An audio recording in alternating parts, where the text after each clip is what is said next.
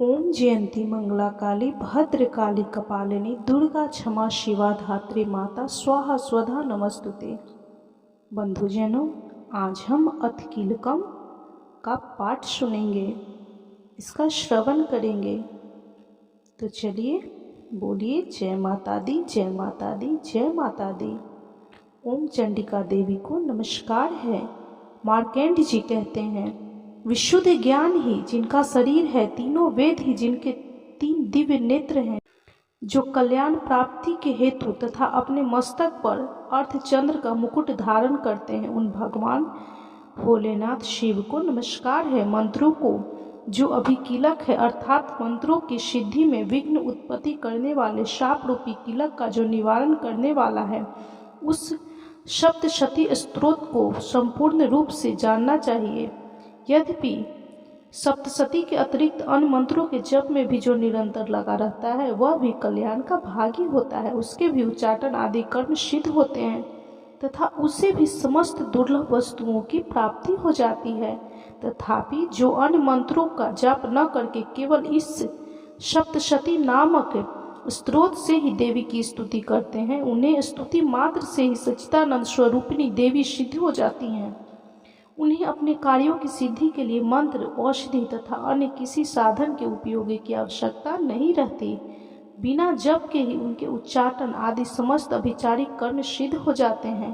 इतना ही नहीं, उनकी संपूर्ण अभीष्ट वस्तुएं भी सिद्ध होती हैं। लोगों के मन में यह भी शंका थी कि जब केवल सप्तशती की उपासना से अथवा सप्तशती को छोड़कर अन्य मंत्रों की उपासना से भी समान रूप से जब सब कार्य सिद्ध होते हैं, तब इनमें श्रेष्ठ कौन सा साधन है। लोगों की इस शंका को सामने रखकर भगवान शंकर जी ने अपने पास आए हुए जिज्ञासुओं को समझाया कि यह सप्तशती नामक संपूर्ण स्तोत्र ही सर्वश्रेष्ठ एवं कल्याणमय है।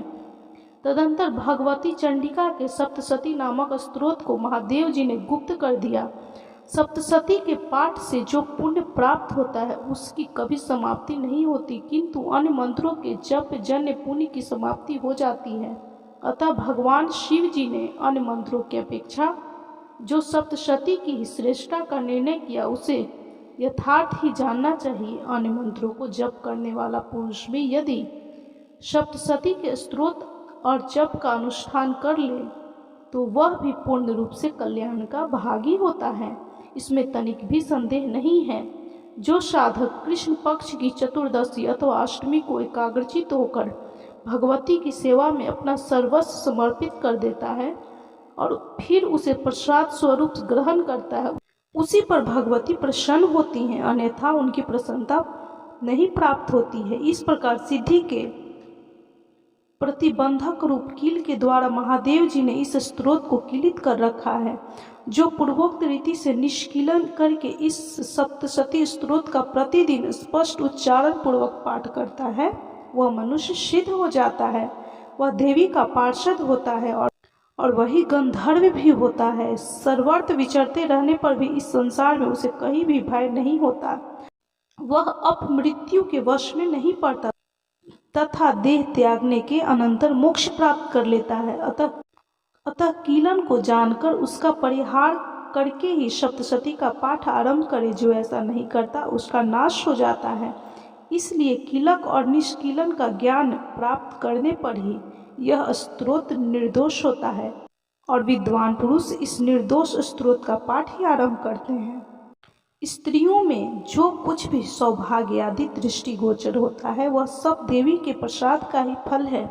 अतः इस कल्याणमय स्तोत्र का सदा जप करना चाहिए। इस स्तोत्र का मंद स्वर से पाठ करने पर स्वल्प फल की प्राप्ति होती है और उच्च स्वर से पाठ करने पर पूर्ण फल की सिद्धि होती है। अतः उच्च स्वर से ही इसका पाठ आरंभ करना चाहिए। जिनके प्रसाद से ऐश्वर्य, सौभाग्य, आरोग्य, संपत्ति, शत्रुनाश तथा परम मोक्ष की भी सिद्धि होती है, उन कल्याणमयी जगदम्बा की स्तुति मनुष्य क्यों नहीं करते हैं।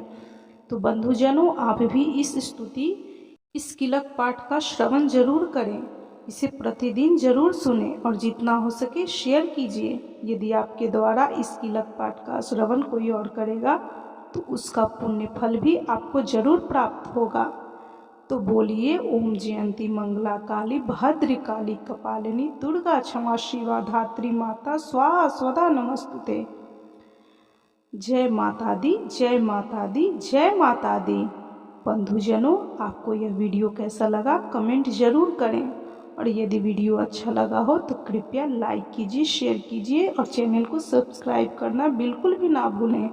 माँ जगदम्बा, माँ दुर्गा आपकी सभी मनोकामनाओं की पूर्ति करेंगी।